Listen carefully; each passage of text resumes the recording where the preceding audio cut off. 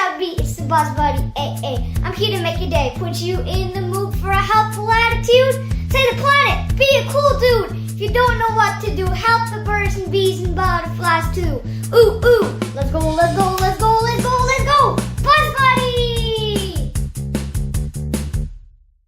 Tickseed, it comes in many varieties. It can feed the bees and the other pollinators. This plant is a USA native. Unlike the invasive plants, to the ecosystem it's not dictative. Skip the cultivars, plant the straight species, because they lack the candy Reeses for the butterflies and birds and bees.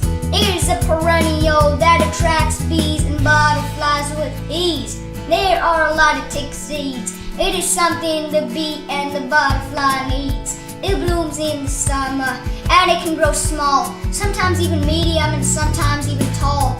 This plant likes the part sun or the full sun. It blooms in white, yellow and pink. Don't worry, it will never stink. Its dry leaves smell like vanilla or honey. Oh, it's so nice. Your nose will be at it in a trice. It likes a lot of soil types. Ooh, I'm super hot. Tickseed, it comes in many varieties. It can feed the bees and the other pollinators.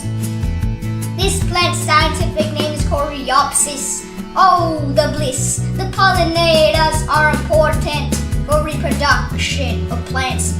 And without pollination, there will be some destruction. If you don't know a plant in your garden such as tickseed, don't spray chemicals and call it a nasty weed. It might have something the pollinators really need. Let's share our garden with the pollinators and plant many. Tickseed, it comes in many varieties and it can feed the bees and the other pollinators. Subscribe to my channel please. It will help me make more videos like these to educate people about native plants and trees. And hit the notification bell. Okay, bye people.